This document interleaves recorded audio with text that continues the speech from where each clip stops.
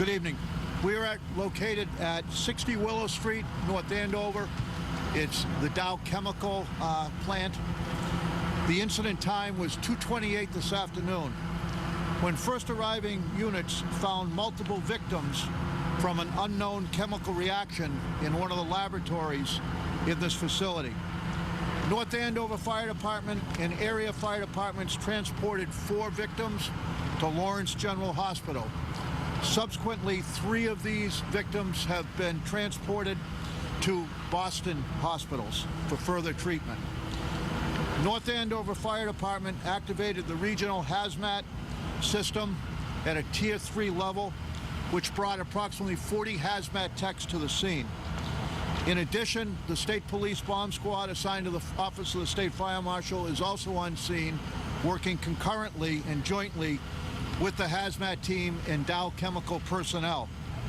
This is an active scene as we speak.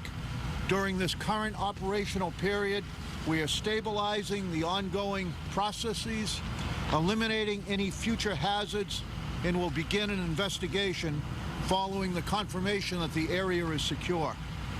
It is too early to speak about the cause.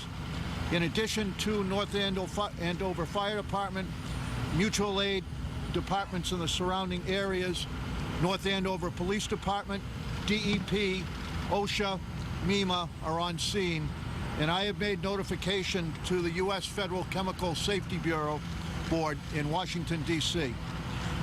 We are aware of another incident that occurred at this facility in October of 2013. That incident resulted in a fatality also of a worker of this facility. At this time, we're in the process of a preliminary review of our records from that incident. It does not appear to have a connection to the type of incident that we are involved in at this time.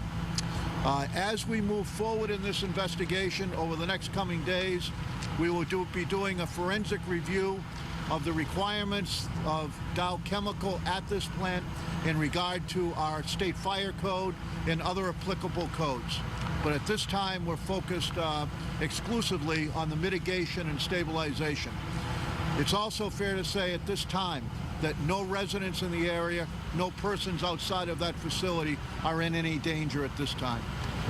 Stephen, can you give us even a layman's explanation of what you think happened in there, even some basics? I think all that we're prepared to say at this point, let me back up and have us understand that we have not at this point had direct access to the room in question, the lab in question, so that we could analyze the chemical. But preliminary information we have is this was a chemical that was reactive to water. And for some reason that will come out as part of the investigation, this chemical reacted with water, which resulted in the explosion. And therefore the injuries to the lab workers. How big an explosion was it in your eyes, and how much damage did it cause? I know you haven't been inside, but was it a massive explosion that shook the building? How many people were inside? Did a suppression system go off? Can you just explain the explosion itself? In very brief terms, there does appear to be some windows that were broken from the explosion. There does appear to be some damage to the lab itself in the way of some protective hoods that have come down from the explosion. Those are part of the investigation once we get in there that we'll be able to take a larger look at. But we do believe at this time that the building is stable. The building is not in danger structurally, but there is substantial damage to the laboratory itself. Were the injured initially pulled out by their co-workers? I don't know that. Let's see if local authorities know. We believe that the injured were ambulatory and were able to make their way to the exits with assistance. So they walked out under their own power? Correct. So how many, there were 4 that were injured, but how many were at risk? How many were present in the lab or in that facility where the situation happened? I don't know the answer to that at this time. We don't have that. No. Steve, is this a chemical they use all the time in that laboratory, or is it something different from normal? Again, I don't know. We know what the chemical is. I'm not going to talk too much about the chemical at this time. It's something our hazmat people are looking at.